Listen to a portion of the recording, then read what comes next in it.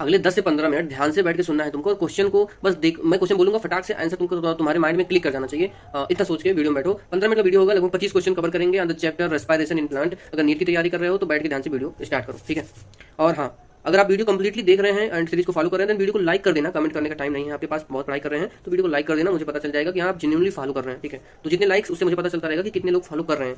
Start करते हैं respiration in plant. Rapid fire question खेलेंगे। चैप्टर तुम्हें तैयार कर लिया, उसके बाद ही वीडियो देखना, क्योंकि बिना तैयार किए कोई मतलब नहीं है। सीरीज का तैयार है तुम्हारा, रिवीजन के लिए ये सीरीज है, और क्वेश्चन एनसीईआरटी बेस्ड होंगे फ्रॉम एलएनएनसीईआर। कोई डाउट हो कमेंट बॉक्स में पूछ लेना। रेस्पिरेशन इन प्लांट का पहला क्वेश्चन हम पूछते हैं, name the organism that can prepare their own food by photosynthesis. वो कौन कौन से ऑर्गेनिज्म है जो कि अपना फूड फोटोसिंथेसिस के थ्रू खुद बना सकते हैं, तो बताओ फटाक से। हाँ, बताने के लिए वीडियो पॉज करके बता देना, बाकी मैं बताता हूँ आंसर। आज सभी ग्रीन प्लांट बना सकते हैं, cyanobacteria, some protista and some eubacteria. Cyanobacteria जिन्हें ब्लू ग्रीन एल्गी कहा जाता है, और कुछ सभी ग्रीन प्लांट और साइनोबैक्टीरिया, कुछ प्रोटिस्ट एंड कुछ जो है यूबैक्टीरिया भी अपना फूड स्वयं बना सकते हैं। आगे question number second, name the site या फिर sites where breakdown of complex molecule takes place to yield energy in eukaryote. Eukaryote में वो कौन कौन सी जगह है जहां पे कॉम्प्लेक्स मॉलिक्यूल को ब्रेकडाउन करके एनर्जी निकाली जाती है। तो दो जगह ऐसा होता है, पहला ग्लाइकोलाइसिस होता है, ग्लाइकोलाइसिस में एनर्जी निकलती है, एटीपी मिलता है। दूसरा हमें ईटीएस में एनर्जी या फिर एटीपी मिलती है, या फिर क्रेब्स साइकिल में मिलती है, जो कि माइटोकॉन्ड्रिया में होता है। और दूसरी चीज यहाँ पे ग्लाइकोलाइसिस जो है हमारी क्रेब्स साइकिल ग्लाइकोलाइसिस जो है साइटोप्लाज्म में चलती है। तो दो जगह हो गई, दो जैसी जगह यूकैरियोट में जहाँ पे मॉलिक्यूल का ब्रेकडाउन करके एनर्जी निकाली जाती है, that is cytoplasm and mitochondria. Is it clear? आगे बात करते हैं क्वेश्चन की। Question number third, the breakdown of carbon-carbon bonds of complex compound through oxidation within the cells leading to release of considerable amount of energy is called। जब हम carbon carbon bond of complex molecule, कोई complex compound है, उसका carbon carbon का bond हम तोड़ रहे हैं, उसे एनर्जी निकाल रहे हैं, इस प्रोसेस को क्या कहते हैं? इस प्रोसेस को क्या कहते हैं? This process is known as respiration. क्या कहा जाता है? Respiration. There are several reasons why plants can get along without respiratory organ। यहाँ पे बहुत सारे रीजन हैं जो कि एनसीईआरटी में दिए गए हैं कि प्लांट्स को रेस्पिरेटरी ऑर्गन की आवश्यकता नहीं होती है। हमारी तरह जैसे हमें लंग्स की आवश्यकता होती है, प्लांट्स को किसी भी ऐसे स्पेसिफिक रेस्पिरेटरी ऑर्गन की आवश्यकता नहीं होती है। रीजन क्या क्या है? रीजन नहीं याद है आपको? रीजन मैं बताता हूँ कि ईच एनसीईआरटी जो एग्जैक्ट लाइन है वही बता रहा हूँ। Each plant part takes care of its own gas exchange. Plant के सभी पार्ट जो है अपने गैस एक्सचेंज का टेक केयर करते हैं, मतलब अपनी गैस एक्सचेंज का ध्यान रखते हैं। Plants do not present great demand for gas exchange. Plant जो है गैस एक्सचेंज के लिए ज्यादा बड़ी डिमांड नहीं करता है, क्योंकि उनका मेटाबॉलिज्म थोड़ा लो होता है, हमारे जितना एनर्जी उनको नीड नहीं होती है। तीसरी चीज, the distance that gases must diffuse even in large बल्कि प्लांट्स इज नॉट ग्रेट। बहुत मोटा पेड़ है, उसमें भी जो डिस्टेंस होता है गैसेस एक्सचेंज होने के लिए, वो भी बहुत बड़ा नहीं होता है, बहुत मोटा पेड़ है तब भी, due to presence of lenticel. आगे क्वेश्चन है, name the structure organ in plants. वो कौन सा स्ट्रक्चर या फिर ऑर्गन है प्लांट में that are used for gases exchange, जो कि गैसियस एक्सचेंज के लिए यूज किया जाता है। देन वो कौन कौन से हैं? Number 1 stomata, number 2 is lenticel. Okay, question number 5, what is the final product of complete combustion of glucose. Final product of complete combustion of glucose. Glucose का कंप्लीट कंबशन कर देंगे, देन फाइनल प्रोडक्ट होगा CO2, water and the energy. क्या मिलता है हमें? CO2, water and the energy. Question number 6, what is the reaction for complete combustion of glucose molecule. Glucose molecule की complete combustion का reaction क्या होता है? तो सबसे पहले एक ग्लूकोज मॉलिक्यूल लेंगे C6H12O6, उसमें हम ऑक्सीजन डालेंगे 6 molecules of O2, gives out to be, क्या देता है? In the presence gives out to be हमें 6 मॉलिक्यूल ऑफ CO2 मिलता है and 6 molecule of water and the energy मिलती है। This is the complete combustion of glucose molecule. Question number 7, all living organism retain the enzymatic machinery to partially oxidize glucose without the help of oxygen। to partially oxidize glucose without the help of oxygen, this breakdown of glucose to pyruvic acid is called। ये जो breakdown होता है glucose से pyruvic acid का बनना, ये सभी living organism में कॉमन होता है, चाहे प्रोकैरियोट हो, यूकैरियोट हो, कुछ भी हो। अब इसमें ऑक्सीजन की आवश्यकता नहीं होती है, फिर भी पार्शियल ब्रेकडाउन करता है ग्लूकोज मॉलिक्यूल का, ग्लूकोज से पायरुविक एसिड। तो पूछ रहा है कि ये इस प्रोसेस का नाम क्या है? What is the name of this process? Then the name of this process is glycolysis. क्या होता है? ग्लाइकोलाइसिस। क्वेश्चन नंबर 8 बहुत इंपॉर्टेंट क्वेश्चन है, एनसीईआरटी की लाइन है, और ये एक ऐसी लाइन है जहां से कई बार टेस्ट में स्टेटमेंट बेस्ड क्वेश्चन आता है। क्वेश्चन ध्यान से सुनिए, In anaerobic organism, which one is the only process of respiration? क्या बोला? Anaerobic organism, anaerobic organism में which one is the only process of respiration? क्या बोल रहा है? only process of respiration, यानी कि anaerobic organism में एक ही प्रोसेस है, सिर्फ एक प्रोसेस है जो कि रेस्पिरेशन में होता है। वो कौन सा प्रोसेस है? The process is glycolysis. कौन सा प्रोसेस है? ग्लाइकोलाइसिस, जो कि एनएरोबिक रेस्पिरेशन में, एनएरोबिक ऑर्गेनिज्म में होता है। यानी कि respiration is the only process is in anaerobic organism in anaerobic respiration. Okay, question number 9, which enzyme is responsible for conversion of sucrose into glucose? Which enzyme is responsible for conversion of sucrose to glucose? The enzyme is invertase.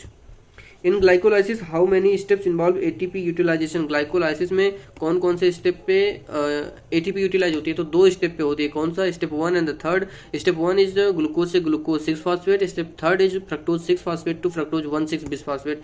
Mainly जब phosphorus का addition होता है then वहाँ पे ATP utilise किया जाता है, और जब फास्फोरस रिमूव होता है देन वहाँ पे ATP गेन होता है। ठीक है। Starting enzyme of glycolysis is, glycolysis का स्टार्टिंग एंजाइम क्या है? Starting enzyme of glycolysis is the hexokinase, या फिर कभी कभी ग्लूकोकाइनेज भी दिया जा सकता है, हेक्सोकाइनेज या फिर glucokinase. Name the scientist who gave the scheme of glycolysis. Glycolysis जो स्कीम दी गई थी, कौन से साइंटिस्ट ने दी गई थी?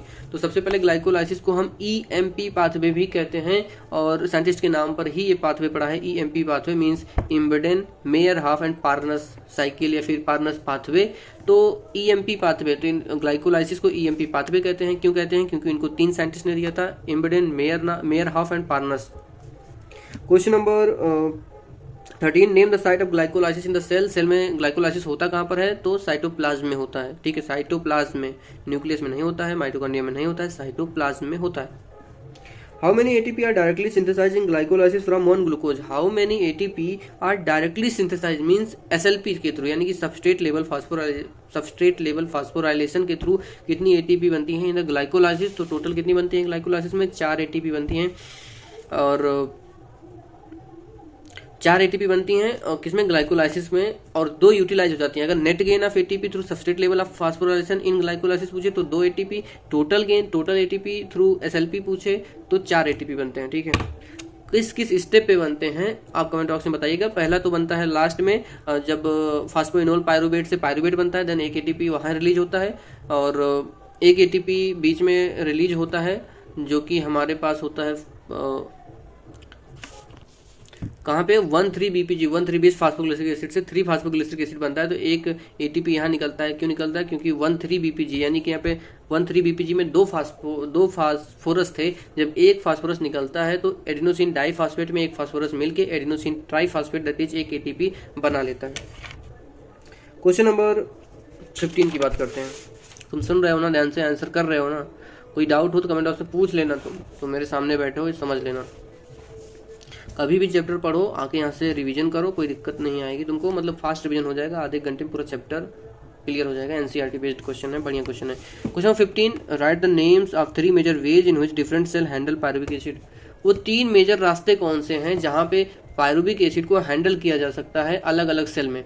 तो सबसे पहला क्या हो सकता है? एरोबिक रेस्पिरेशन हो सकता है, जो कि नॉर्मल हमारे एनिमल सेल में होता है। दूसरा एल्कोहलिक फर्मेंटेशन हो सकता है, जो कि एनिमल सेल में नहीं होता है। तीसरा लैक्टिक एसिड फर्मेंटेशन हो सकता है, जो कि एनिमल सेल में हो जाता है। लैक्टिक एसिड फर्मेंटेशन तो होता है ना, फटीग हो जाता है, तुम्हारे मसल्स में थक जाते हो तुम। Question 16, facultative anaerobe means. Facultative anaerobe का मतलब, फैकल्टेटिव का मतलब होता है ऑप्शनल, एनारोब का मतलब बिना ऑक्सीजन के जी लेने वाला। तो फैकल्टेटिव एनारोब का मतलब है ऑप्शनली एनारोब है, यानी कि नॉर्मली तो उसे ऑक्सीजन चाहिए जिंदा रखने के लिए, लेकिन अगर ऑक्सीजन कभी नहीं मिली तब भी वो जीवित रह लेता है। क्या होता है? मेनली एरोबिक, अगर साइंटिफिक लैंग्वेज में बोले तो mainly aerobic. In the absence of oxygen organism become anaerobic. Example क्या है इसका? ईस्ट है। Okay, question number 17, fermentation takes place. Fermentation होता कहाँ पर है? फर्मेंटेशन मैनी प्रोकैरियोट, बहुत सारे प्रोकैरियोट में होता है, यूनिसेलुलर यूकैरियोट्स में भी हो सकता है, एंड जर्मिनेटिंग सीड्स में होता है। फर्मेंटेशन बहुत सारे प्रोकैरियोट में होता है, यूनिसेलुलर यूकैरियोट में हो सकता है like east, and germinating seed में हो सकता है fermentation. Question number 18, write the enzymes which catalyze the conversion of pyruvic acid to CO2 and ethanol. Write the enzyme which catalyze the conversion of pyruvic acid to CO2 and ethanol. Right the enzyme which catalyse the conversion of pyruvic acid. कौन सा enzyme है जो कि pyruvic acid को CO2 and ethanol में convert करता है? तो पायरुविक एसिड से CO2 और एथेनॉल का बनना प्रोसेस क्या है? प्रोसेस तो ये प्रोसेस तो एल्कोहलिक फर्मेंटेशन है। एंड एंजाइम सबसे पहले होता है पायरुवेट डिकार्बोक्सिलेज, जो कि एक CO2 उड़ाता है, एक कार्बन ले जाएगा, एक CO2 उड़ जाएगा। फिर आता है एल्कोहल डिहाइड्रोजिनेज। दो एंजाइम यूज होते हैं एल्कोहलिक फर्मेंटेशन में। नंबर 1 पायरुवेट डिकार्बोक्सिलेज, क्योंकि एक CO2 उड़ाएगा, एंड एल्कोहल डिहाइड्रोजिनेज। ठीक है, PD एंड AD से याद कर सकते हो। Question number 19, how much amount of energy is released in lactic acid and alcoholic fermentation? NCERT की लाइन है कि less than 7% of energy जो है रिलीज हो पाती है इन alcoholic fermentation। एल्कोहलिक हो या फिर लैक्टिक एसिड हो, दोनों में less than 7% of energy ही रिलीज हो पाती है। And question number 20, write the enzyme and its coenzyme which catalyse the following reaction. Reaction दी गई है कि पायरुविक एसिड में NAD+ हमने मिलाया है, कुछ एंजाइम एंड को एंजाइम यूज हुए हैं, हमें रिजल्ट मिला है acetyl co enzyme A, CO2 and NADH। तो ये बेसिकली कौन सी रिएक्शन है? ये लिंक रिएक्शन की बात की जा रही है, जहाँ पे पायरुविक एसिड से एसिटाइल को एंजाइम A का कन्वर्जन हो रहा है, एक NADH+H+ मिलता है, NAD+ यूज होता है, CO2 मॉलिक्यूल भी मिलता है, एक यानी कि एक डिकार्बोक्सिलेशन होता है। तो एंजाइम यहाँ पे जो यूज होता है पायरुवेट डिहाइड्रोजिनेज यूज किया जाता है। कौन सा? Pyruvate dehydrogenase. NAD+ तो यूज होता है, कोएंजाइम A यूज किया जाता है, मैग्नीशियम आयन प्रेजेंट होता है, TPP यानी कि थायामीन पायरोफॉस्फेट यूज होता है, and the LA lipoic acid भी यूज होता है। थोड़ा सा आउट ऑफ NCERT है, कौन सा TPP एंड LA याद कर पाओ तो कर लेना कि TPP यानी कि thiamine pyrophosphate and LA lipoic acid भी यूज होता है in the link reaction. Link reaction में होता क्या है? लिंक रिएक्शन सबसे पहले माइटोकॉन्ड्रिया में होता है। होता क्या है इसमें पायरुविक एसिड जो कि ग्लाइकोलिसिस का लास्ट प्रोडक्ट होता है, उसका एसिटाइल कोएंजाइम A में कन्वर्जन किया जाता है। किसमें? एसिटाइल कोएंजाइम A में कन्वर्ट किया जाता है। पायरुविक एसिड 3 कार्बन का मॉलिक्यूल होता है, इससे एक CO2 उड़ा लिया जाता है, निकाल दिया जाता है, डिकार्बोक्सिलेशन बोलते हैं जिसको। 2 कार्बन का एसिटाइल कोएंजाइम A बनता है, जो कि फर्दर क्रेब्स साइकिल में यूज होगा in the mitochondria. Does you get it? समझ में आया हो तो कमेंट भी कर देना। फिर क्वेश्चन नंबर 21 कहता है, name the process by which ATP is formed in electron transport system in the mitochondria. कौन सा प्रोसेस है जिसके थ्रू ATP बनता है in the electron transport chain in mitochondria? Process का नाम क्या होता है? Oxidative phosphorylation. यही प्रोसेस जब फोटोसिंथेसिस में होता है देन वहां पे फोटोफॉस्फोराइलेशन कहा जाता है। How many ATP are gained during aerobic respiration using 1 ग्लूकोज। एक ग्लूकोज लिया हमने, उसका एरोबिक रेस्पिरेशन कराया, तो कितने मॉलिक्यूल ऑफ ATP बनते हैं? ध्यान से बताओ। सबसे पहले ग्लाइकोलाइसिस होता है। एरोबिक रेस्पिरेशन टोटल क्या है? सबसे पहले ग्लाइकोलाइसिस, फिर लिंक रिएक्शन, फिर आता है हमारा क्रेब्स साइकिल, एंड उसमें ETS भी चलेगा लास्ट में। तो सबसे पहले जो हमारा ग्लाइकोलिसिस है उसमें 4 मॉलिक्यूल ऑफ ATP मिलते हैं। नेट गेन की बात नहीं कर रहा हूँ, total gain 4 molecule of ATP through substrate level phosphorylation SLP के थ्रू मिल जाता है। फिर लिंक रिएक्शन में कोई ATP नहीं मिलता है। फिर जो क्रेब्स साइकिल चलती है, क्योंकि एक ग्लूकोज मॉलिक्यूल से 2 क्रेब्स साइकिल चलती है, तो एक क्रेब्स साइकिल में एक ATP मिलता है। बेसिकली GTP मिलता है, लेकिन GTP ATP में कन्वर्ट हो जाता है। तो एक क्रेब्स साइकिल में एक ATP यानी कि एक ग्लूकोज मॉलिक्यूल से 2 क्रेब्स साइकिल, तो 2 ATP यानी कि टोटल सबस्ट्रेट लेवल फास्फोराइलेशन से कितने ATP मिल जाते हैं हमें? 4 और 2 6 ATP मिल जाते हैं। ठीक है, सबस्ट्रेट लेवल फास्फोराइलेशन से हमें 4 और 2 6 ATP मिल जाते हैं। तो जैसा कि मैंने बताया 6 ATP टोटल मिल गए। कहाँ से? सबसे पहले क्रेब्स साइकिल में हमें 4 ATP मिल जाते हैं। ठीक, फिर आता है हमारा लिंक रिएक्शन, वहाँ पे एक भी ATP नहीं मिलता है SLP के थ्रू। फिर आता है हमारा ग्लाइकोलाइसिस में 4 ATP, लिंक रिएक्शन में एक भी ATP नहीं मिलता। फिर आता है हमारा क्रेब्स साइकिल, जहाँ पे हमें एक GTP मिल जाता है, यानी कि GTP फर्दर कन्वर्ट हो जाता है हमारा ATP में। तो अगर ATP उसको हम अज्यूम करें तो 2 ATP 2 क्रेब्स साइकिल के थ्रू मिल जाते हैं, यानी कि टोटल SLP से 6 ATP मिल गए। और अब NADH की बात करते हैं। NADH हमें ग्लाइकोलाइसिस में कितने मिलते हैं? 2 मॉलिक्यूल ऑफ NADH मिलते हैं। लिंक रिएक्शन के थ्रू 2 मॉलिक्यूल ऑफ NADH मिल जाते हैं। एंड क्रेब्स साइकिल, जो कि 2 क्रेब्स साइकिल चलती है, तो 3 + 3 यानी कि 6 molecule of NADH Krebs cycle मिल जाते हैं, यानी कि टोटल 2 + 2 + 6 यानी कि 10 मॉलिक्यूल ऑफ NADH मिल जाते हैं। और एक NADH 3 मॉलिक्यूल ऑफ ATP देता है in the electron transport chain. तो 10 यानी 30 यानी कि 30 ATP यहाँ से हमें मिलते हैं। और 2 FADH2 मॉलिक्यूल मिलते हैं in the Krebs cycle. 2 Krebs cycle में 2 FADH2 मॉलिक्यूल मिलते हैं। एक FADH2 जो है 2 ATP देता है, तो 2 FADH2 4 ATP, यानी कि 30 4 34 ATP हमें इनडायरेक्टली मिलते हैं। और 30 4 34 ATP इनडायरेक्टली मिलते हैं, एंड 6 ATP हमें टोटल मिलते हैं। टोटल कितने होते हैं? 40 ATP हो जाते हैं। लेकिन अगर गेन की बात कर रहा है, यहाँ पे नेट गेन की बात कर रहा है कि गेन कितना हुआ। 2 तो हमें यूज करने पड़ जाते हैं द ग्लाइकोलाइसिस, तो 40 में से 2 घटाएंगे, 38 ATP का गेन होता है। गेन की बात करेंगे 38 ATP का गेन होता है, ठीक है। इसमें कोई डाउट हो तो एक बार कमेंट में पूछ लेना, थोड़ा सा कंफ्यूजन इसमें हो रहा था मुझको। बाकी क्वेश्चन नंबर 23 की बात करते हैं। The ratio of the volume of CO2 evolve to the volume of O2 consumed in respiration is called.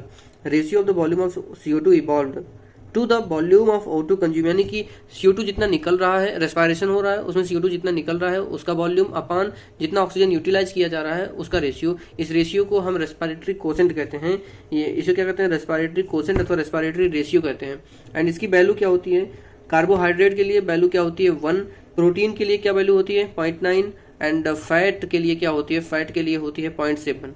है कि स्टैंडर्ड क्वेश्चन है कि ट्राईपाल्मिटिन के लिए इसकी वैल्यू क्या होती है? रेस्पिरेटरी क्वेश्चन की वैल्यू क्या होती है? This is the 0.7। क्यों? क्योंकि ट्राईपाल्मिटिन इज आल्सो अ फैट, ठीक है। तो टोटल 25 क्वेश्चन हमने कर लिया है and respiration in plant chapter का। तो अगर क्वेश्चन समझ में आया हो एंड टॉपिक क्लियर हुआ हो, रिवीजन अच्छे से हो गया हो, देन कमेंट बॉक्स में जरूर बताना। एंड अगला चैप्टर क्या लाना है, जैसे अभी तो इसका 2-3 वीडियो और आएगा और उसके बाद कौन सा चैप्टर होगा कमेंट बॉक्स में आप बता सकते हैं। Thank you very much for watching the video.